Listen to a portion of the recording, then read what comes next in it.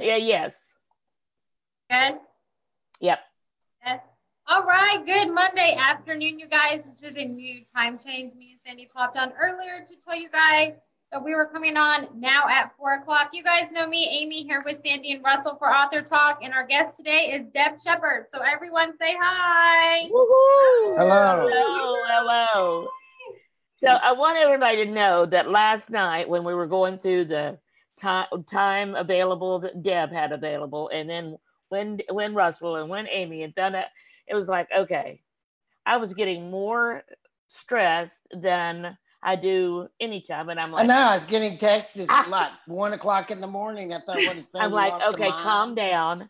So let's just create a perfect thing, a perfect broadcast. And I am so excited that Amy, when I found out she couldn't be on, I'm like, okay, it's going to be perfect without Amy then. And then immediately she wouldn't be any good without Amy. It wouldn't be. And so she contacted me and said, guess what?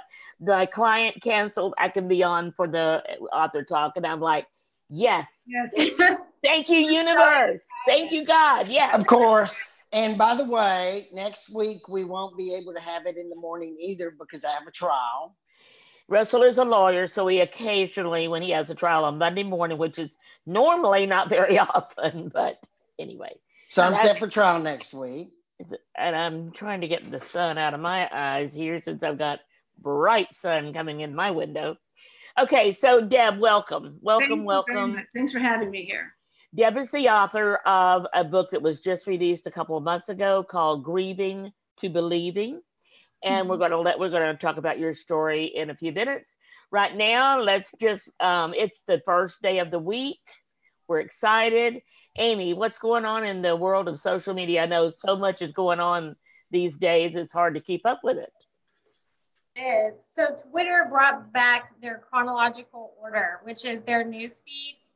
It would show you the most popular tweets that have gone on, but they weren't always the latest. And so now it goes chronologically. So it is the latest that will be posted. You can turn that off if you want to. But the big news is Instagram now allows gifts to be sent in your DMs, which is your direct. Okay, Sandy was so excited about this. I don't know what that is.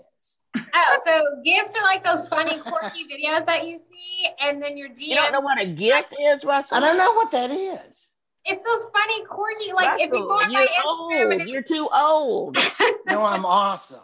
No, they're just funny, quirky videos, and you can press them. They're like 30 seconds long, but you can now send them in your direct messages on Instagram. That's really big right now. Because you could already send them in Messenger on Facebook already. Yeah, but you couldn't on Instagram, so it's like groundbreaking. See, I didn't even know you couldn't do that. So yeah, you couldn't. But Okay. So don't send them to us at 1 o'clock. Yeah, do you know what a GIF is? Sort of, because my daughter Sophia does my Instagram. So, yeah. But I only know about this much, and otherwise don't know any of it. I don't know anything other than it's called a GIF, and I can do a search and find a little snippet of a video that's maybe like 3 seconds long, and it'll do the same. Honestly, it does the same thing over and over and over. I could never watch one very long. It drives me nuts. We're all about wine. That's my girl. Yeah. You see them on Friday. Okay, so Russell, you're planning to go camping this weekend. Yes, I am. We're going to McKinney Falls to go camping. And one thing I did want to share with everyone was Discovery Green is installing their new art project. You can see those giant round balls starting to appear. Yeah. And then at night, they're going to all be lit up and they're going to dance to music around the whole park. So Deb, this is taken from Russell's balcony. Wow. Russell lives in downtown Houston. His balcony faces the park called Discovery Green, which is that's wonderful. Incredible. It is wonderful. That's where I want to live. So my husband doesn't want to live there yet. So but he will. Yeah, let me say yet. Okay, so just a quick tell word. us what you're doing. Well, it depends. That's right. My husband is right now on his way to the emergency room. But I created this perfect event, this perfect scenario. So I'm like, I will be here for this perfect thing. Oh. I just got a call. He got bit by a dog this weekend. My husband is a transplant. He had a kidney transplant 2 years ago, and he had his annual checkup today. And they're like, you have no immune system, so you probably should go to the emergency room and get that checked out. Yeah. And they told him they're probably going to want to keep you for a couple of days just to monitor it. So that's what you're doing this week. That's okay. And that's why we can assure all our viewers that we will probably be timely today. Yeah, we will. Because you got to go. He knows I can talk for a long time, and I do. So that's okay. And I like it. So great. Thank you all. Thanks for this perfect. And Deb, I just look forward to it because I've been reading your book, and I finished it last night. So I'm like, oh my gosh, what a story. So Deb's book, Grieving to Believing, is really her personal story. It's the story in discovering the afterlife. I always forget that there is a subtitle there. This is the cover of the book. We will be launching the ebook this weekend, September 28th and 29th. Yay! September has been all month Suicide Prevention Month and Suicide Awareness Month. So we've been talking about that on social media. We've been mentioned it in the press release. Deb is doing all kind of events this weekend. Yes. And so let's talk about those events in a minute. But first, it wasn't after your husband passed that you became. No, it was before he died. So the story is basically, like you said, it's my journey. The book is written pretty short. It's what they say, short is the new black. So you want to read short chapters, but it's my journey becoming a medium. And then I talk about death and the afterlife, as well as suicide, which I've been touched by. And suicide is like the 10th top reason for people passing. And it's still, we had someone as young as 9 years old at the walk on Saturday who had taken their life at the age of 9. So it's really definitely something that needs to be talked about. And I'm glad you mentioned that, because I was going to say you had some statistics in the back of the book that I found to be very interesting. Yeah. I did not know that. She has the number of suicides that take place in this country by day, by year. It really is horrific to think that there's that many people suffering with a mental condition that has them think there is no other choice. And we're even seeing that with athletes that are getting CTE, that are getting so many concussions that they end up being affected with mental illness and end up suiciding. So this can be something that can be definitely prevented. Yeah. Wow. And we need to talk about it. People don't talk about suicide and mental health. And I think I mentioned to Dana, I don't know if she told you, but my mother committed suicide when I was 18. I'm so sorry. And I did not tell anyone. I would never mention it. If anybody asked, what happened, my mother took an overdose, pills, whatever, but I would never use that word. To me, there was such a stigma around that word. And maybe that's why the book was probably not challenge to read, but it probably hit home because of your loss from suicide. Yes. Actually, and so that happened when I was 18, which was about 1961. And it was only, forgave her in 2007. So Wow. It was a long time before Yes. Mm-hmm. Mm-hmm. And the book also talks about the things that people say that are stupid. I don't know if you remember reading that, but some people don't know what to say, or they say very judgmental things, and it's even harder for your grief. And so that's why you don't share how they died, because of those things they showed. Mm-hmm. Mm-hmm. Yeah. Absolutely. That's the reason I wrote the book. It took me, I was writing it for like 7 years, and finally Dana took it. She says, "Can I take this out of the drawer?" And they, gave life to it, and now it's on shelves. So I'm very proud. And it's hard to be vulnerable and tell your story out there.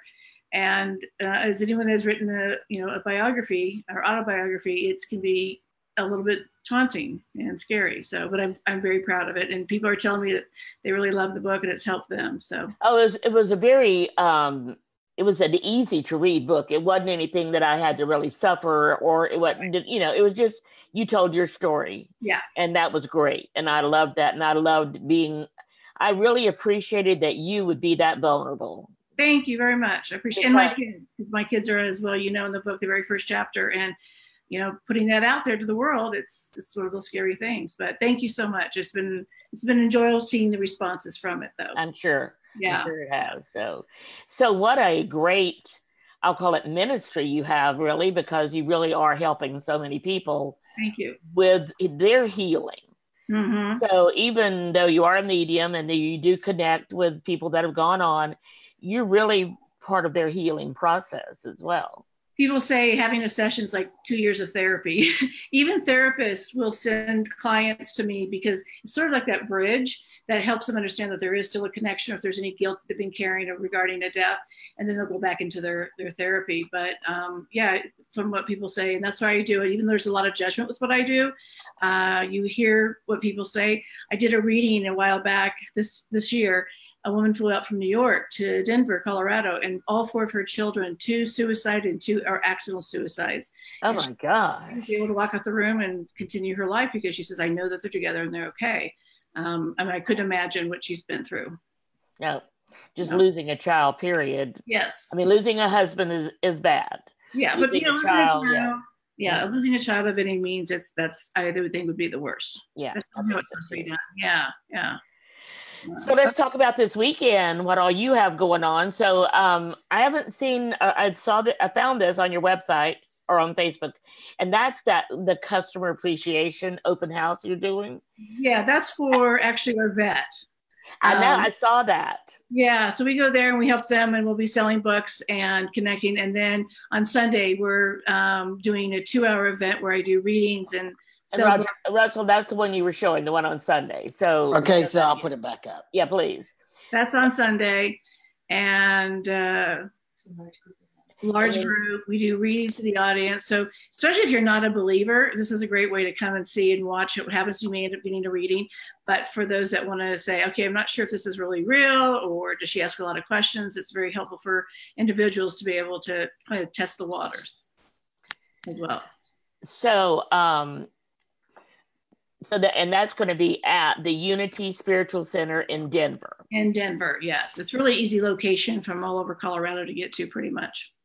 So if you're interested in attending and you're in the Denver area, so these will be live in-person events, both of them. With dead people. With dead people, oh, right. Everybody is there. Everyone is invited. So that will be Sunday. One will be Saturday. One will be Sunday. Right. If you're in the Denver area or you want to travel to the Denver area, a great opportunity. Right. And then you have another event coming up in October where you're going to be in California. Monterey. Yeah. So just booked some rooms on the beach, which I'm from California, so I love Monterey, and it should be an enjoyable event as well. And I think there's still a few tickets available. I don't know if there's any more VIP or not. There's no more VIP, but there's. And I saw you were sold out on the VIP. Yeah. Wow, congratulations. Thank you. Yeah. Now, Sandy can give you a lecture about how to get everyone's email on a list and start selling those books. Yeah, absolutely. It's a kind of a taboo subject, considering what I do as well as suicide, but it's such a great healing tool. I think people that are reading it, they're buying them for friends. We've had people buy 15 of them for friends and stuff. So, and you know what, that came across to me even before I read the book, was that it's a healing thing. I really just got that sense from everything you do. Yeah. And then when I watched your Facebook Live, so in addition to all this other stuff, she has a Facebook Live every Friday at 2:00 Central Time, where we are, 1:00 where she is. She's in Denver. And so tell them about that, Deb, because I was really impressed with that. Sure, thank you. We do Facebook Live, usually on Fridays. And what's really interesting is that I don't get to see an individual at all. And Dana will say, Mary wants to talk to her father, John, and that's all I get. And then I will basically tell them what's going on with her father and how he comes through, how he died, how they're connected. And we do the very quick, they're like 30 seconds to 45-second readings. And it's boom, boom, boom, boom. And we have people all over the world, from Africa, from Europe, from, you know, China, all over the US, of course, that tune in. So I don't know what hour they're getting up, but I'm always honored that they're on. I don't know, but I know there was a long line of people waiting. The only thing I couldn't do was keep up with where Dana was on the list and where the people were still coming in. So I'm like, oh, wow, that must have been way back up there. Okay, we're talking about Dana. Dana's your helper, right? Dana's her manager. Here. Manager? Hello, I wanted to get you to wave in because right before we came on, she was all over the place. It was like a show. Yeah, she does everything. She's also in the back of the book, the last chapter in the book.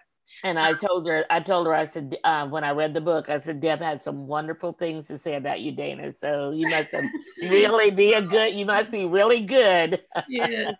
So like, again, she brought this to life again, and it would still be in those drawers if it wasn't for, I mean, you have to have a team. I think anyone has to have a team or a village to kind of, you know, help with everybody, what we're trying to do. But like Russell said earlier, you know, having humor about death and dying is really important, because that's what really helps us heal. And we feel afraid to laugh or smile or be joyful because we think we're being disrespectful, but it's the opposite. We really, or say stupid things. That's what my problem usually is. Is that you say stupid things? Saying stupid things. Okay, so you just need to read the back of the book. Okay? That'll be your assignment. To read the back. If we had a picture, we would post, don't say stupid things. Yeah. Well, like, you know, people compare your loss to their dog or which is, you know, fur babies are really important, but you don't compare. That's still stupid. It's still stupid. Just say, I'm sorry for your loss. You know, how can I support you? That's it. Yeah, I remember once my family, the way we do family funerals is it's a celebration of who they were more than mourning. And I remember when my grandfather died, a woman just collapsed into my mother's screaming and crying and grieving. And before then, my mom was fine celebrating the life. So that was the epitome of stupidity. It is. And I was a little boy and I thought it then. And people will ask for your loved one's items before it's even the funeral's over. Right. Can I have his golf clubs? Can I have, you know, you know, just some of the questions that people ask are just so inappropriate. But I don't think, especially Americans, are really educated when it comes to understanding how to honor those who have crossed over. I don't either. They need classes in high school or something, or middle school, to kind of help people.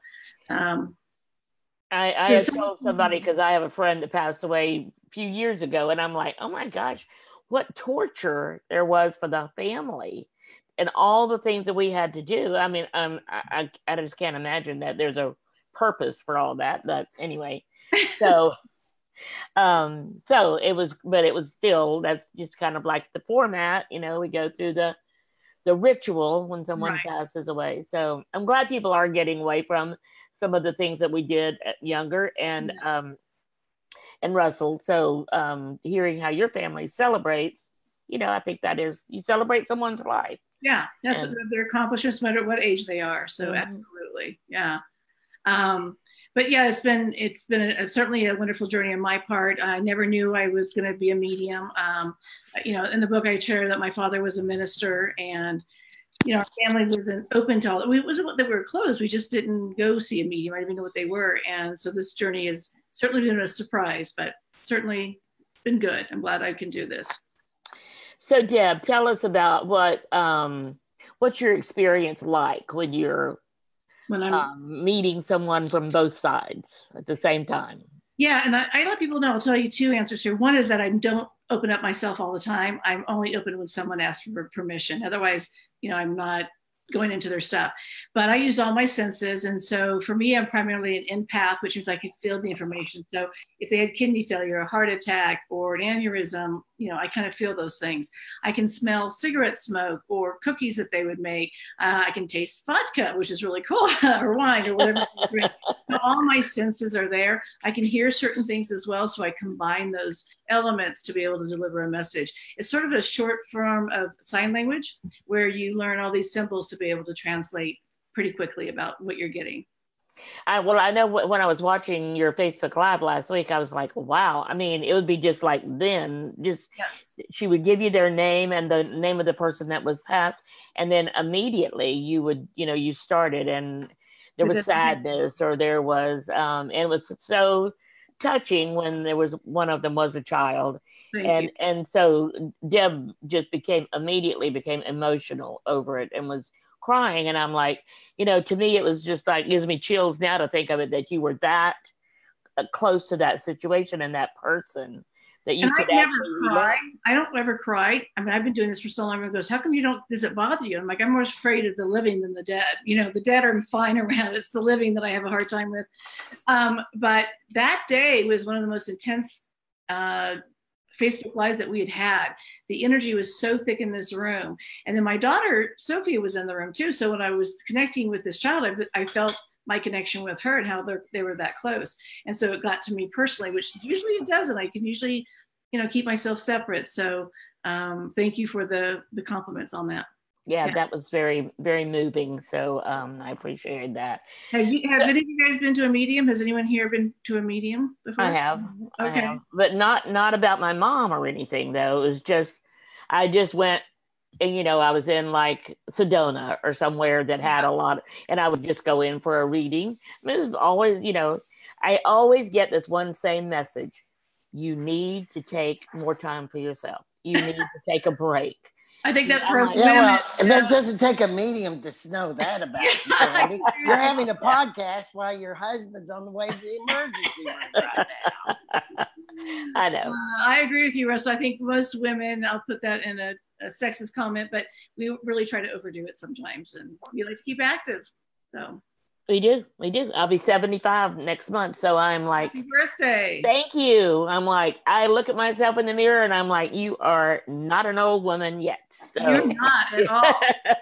I would not have guessed that at all. Well, thank you. Yeah, that's great. So can you show us how it works? Sure. Would one of you guys like a reading? Yes, me. You do. The volunteer. The volunteer. Okay. So what I can do is I'll tune into your energy. Do you want me to just get anyone that comes through, or you want to ask for one particular person? I would. My mom. Her name was Virginia. Virginia. Okay. Okay. Was she at times very joyful? Yes. Because I feel like she kind of hid her depression a little bit. I feel like absolutely. Yeah, absolutely. It was obvious. Like when you see someone really depressed, you're kind of prepared for things. But I feel like she kind of faked it along the way too. And she's also saying that, because probably then they didn't really talk about depression. So she thought that she wasn't, like, she didn't know that this was called depression, is what I'm sort of getting. And I also feel it started actually after babies. I feel like this was like postpartum depression. Yes, after my youngest brother was born. Okay, so I felt like it kept going after that, and she just didn't know how to recover. And she thought that what she's also saying to me is she was worried that she was going to hurt her baby, or she was worried about hurting her children. And I don't think she ever hurt anybody, but she feels like there was all this chaos in her head. I'm getting the chills. And she said, she didn't tell your dad that this was going on with her either. Nope. No one knew, like no one was prepared for this at all. And she did this at home, she's saying? And was it your dad that found her?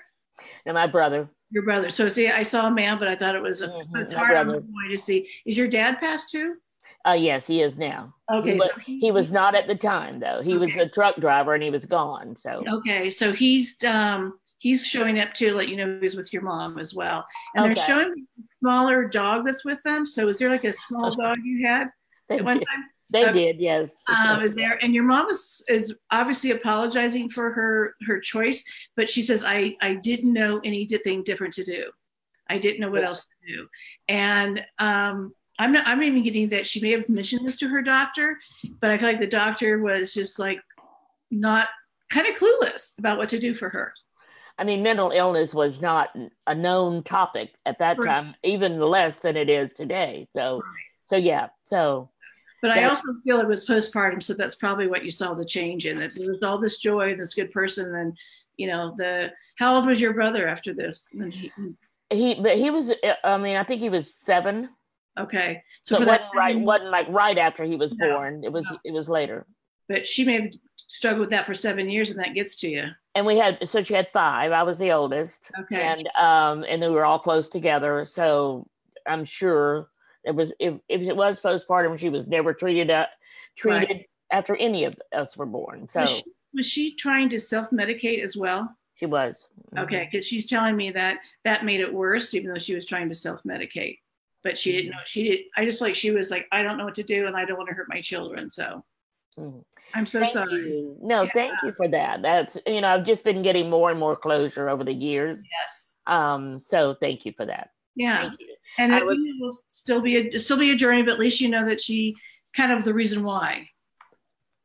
And my brother that found her is now with her. So he passed away a few years ago. And so that was the one thing we all said is, you get to be the first one to go see our mother, because they were all younger. I was the oldest, and he was right next to me. And then I had 3 younger ones, including the youngest, who was 7. Was your brother sick before he passed? Mm-hmm. Had cancer. What? Pardon me? Cancer. Yeah, because he's telling all this was shutting down, like he couldn't breathe or couldn't eat with this too. Did he have it for a while and went into remission, then it came back? I feel like he thought he was gonna beat it. Well, he did think he was gonna beat it. We all did, and then all of a sudden it just got. Yeah, so he just went over. And all of a sudden he made the choice not to do anything else, because it was really just taking away all of his health.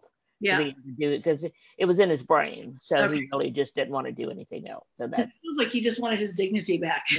Absolutely, yeah. So that was briefly him coming through. Well, thank you. We had put on, Dana had said you could do one more from the. Sure. So did anybody? Is anybody requested it, Amy? Because if not, Amy said she. Oh, and you do have to go over our viewers. Yes. Oh, our viewers. Yes. Lydia's on. My mom's on. Hi, Mom. Her mom is awesome, by the way. Mary Ann's on. So hi, everyone. I've been communicating with them on Facebook. Oh, good. Thank you, Amy. So Amy takes care of our audience so I don't have to think about that while we're talking. So did anyone say anything about wanting to have a reading though? Because I put that in earlier if they wanted to. Sue does. Sue does? Okay. Yay. So Sue is our client. Do we want to, okay. So what does she say, Amy? She just put, I would like it. Okay. So does she have someone specific she wants to hear from? Hold on. Now she's writing. Okay, no. Now she backed out. She wants my mom to do it. My mom wants to talk to her mom. Okay. What's her mom's name? Your grandma's. What is it? Lily. Lily? Okay. That was Dana's grandmother's name, so we always smile when we hear Lily. So I have to make sure I don't confuse that Lily with your Lily too. Was Lily a strong matriarch in the family? Yes. Okay. Was she the one too that people pulled together? She made them as glue and pulled them all together, the family? Yes. And I also feel like she has a sense of humor, but she is someone that would also draw the line in the sand of what needs to be done. Like, you need to do things right. Is that correct? Yes. Okay. She's telling me that eating the family dinner or people sitting down for like the holidays was so important to her, and everything had to be set a certain way. Does that make sense? Yes. Okay. She's telling me that she was pretty sick before she died.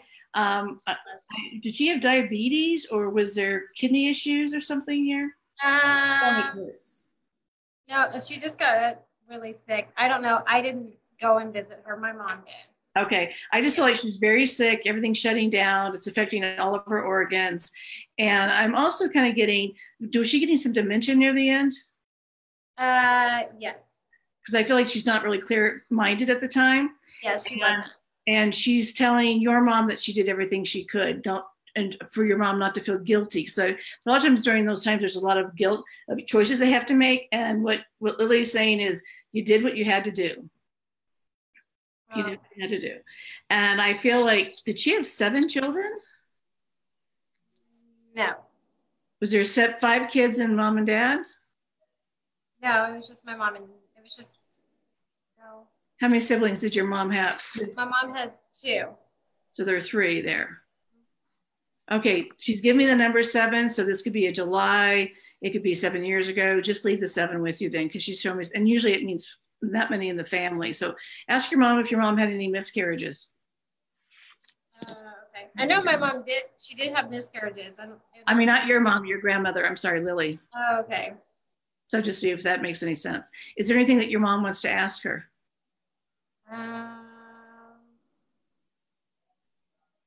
No, you like hit it on the head because I think part of us, we all feel guilty about it. Okay. She's saying don't. Like, she's kind of saying, she's very verbal and goes, what else were you going to do? Yeah, that is my grandmother. Yeah, it's just what else? That was yeah, right to the point. Matter of fact, like, what else were you supposed to do? So it's her way of validating, and maybe there was 7 months of this journey or whatever, but see if your mom understands what the 7 means. Yeah, she says that she had 2 miscarriages. So there would be 7, so it would have been 5 kids. Oh yeah, okay. Okay. But a very sweet woman. But I also feel very domineering, like the matriarch too. Was she religious as well? Towards the end, she was, yes. Okay, because she says that she's not sure if she would have believed in this or done this, your grandmother. Yeah. Like, this is like taboo against God, okay? Was your grandpa a smoker? Yes. Is he passed as well? He did, yes. Okay. Before your grandmother? Yeah. Okay. I feel like a heavy smoker, more quiet, and I feel like he let Lily have the steering wheel in the family. Basically, let her have control. Yes. Did he swear a lot, though? That I don't know. Okay. Not like his granddaughter, I bet. That might be where I get it from. You do swear, so maybe he's talking about you swearing, but Oh, she's a swearer. So how does that feel, Amy? That's good. I needed it because I didn't go and say goodbye to her because we had to take her off life support, and I couldn't. So Okay. yeah. So I think it's good, but I think it's good. Yeah. Sandy, your camera went dark during that reading. My this light in my window is I keep this in mind for future. If it's 4 o'clock in the afternoon, I've got to get out of this office because I have light coming in and then no light coming in, and light coming in and no light. So, well, the people who've crossed over, they do like to affect electronics. So we always have electronic issues. Oh, okay. Constantly. They even tell me, get away, get away. I can go to a cash register and it will shut down, and I'll walk away, it will go back up. We don't know what That's interesting. That is very interesting. Well, I started to call you Dana. Deb, this has been great. Thank you so much. Very unusual for our author talks, right? I know, right? And even more unusual is that you know when to stop. But you got to go. Yeah. Usually, good luck to your house. usually we have to keep her timed because she's Yeah, going that for an I hour. could keep going. I could, and I didn't say we were ending now. I just said, no. No, and that's with me too. My mom says I was born talking, and I have to have people monitor for me because it's easy just to keep hearing myself. It is. It is. I'm sure Sandy was born talking. I hope you guys get the book, and I hope it helps a lot of people. Well, before you go, I want to just talk just a quick about the book launch this weekend. Okay. So this weekend, we will be Amy Vola, that's her mom's name, Vola. Amy, Vola, and I, along with Sue and Russell and all the clients. Well, Russell's going camping, so maybe not him so much. Our whole community will be promoting. So while you are doing the thing with the animals and the vet, and while you're at the Unity Center on Sunday, just know that we got the book launch. I do want to say to everyone listening, and I'll start promoting this tomorrow or tonight, depending on my husband, the ebook will be free all weekend. So you can download it. And I'm telling you, if you've ever lost a loved one in any way, shape, or form, you have to read this book. It is a must. So I really challenge you to get it costs you nothing. You don't even have to have a Kindle. You can download it to the Kindle app. So we should all know that by now, right? We've done this enough times. So Thank you, Deb. Wait, so before much. you go, you need to tell them about your webinar I do and have a about Amy's seminar before we go. And then you need to check on whether David's still in the hospital. Okay, look, I have one husband, so I don't need anybody else. I know, he was just banging them off right there. Well, I've got this list. Okay. So we do have a webinar at 7 p.m. tonight. Our friend Jackie Lapin that I met at Judith's event. And so just so you know, Judith Browse is the one that helped with putting Deb's book together and publishing it. So we all know Judith. She's been our guest on rock star. Oh, she is a rock star. Awesome. Oh my gosh. I'm going on the cruise with her in January. I'm so excited. Yay! So Jackie Lapin is going to talk about how to supercharge your speaking gigs and how to book yourself solid. So 7 o'clock, we've already sent out all the emails. We've sent out the link. We are ready to go at 7 o'clock. If I'm at the hospital in the emergency room, Amy knows how to do Zoom more than I do. So she'll be great. So we're all set. Jackie will be on. And then we're also introducing our next course, Speak to Sell Books. So one of the things we do for Deb in our role as her publicist is help with speaking gigs. So, and Dana is great about checking in on all that. Amy, your event on Wednesday. Oh, it's sound more enthusiastic. Okay. Talking about it is just hard. I'm an online person. It is Social Media 101, and it's where I teach you the basics of a social media marketing and how it works for your business, so you understand the basics before you hire someone to do it. It is going to be an hour, but I've allotted for an hour and a half in case you have questions, which I encourage you to ask, so you get them answered all in one shot.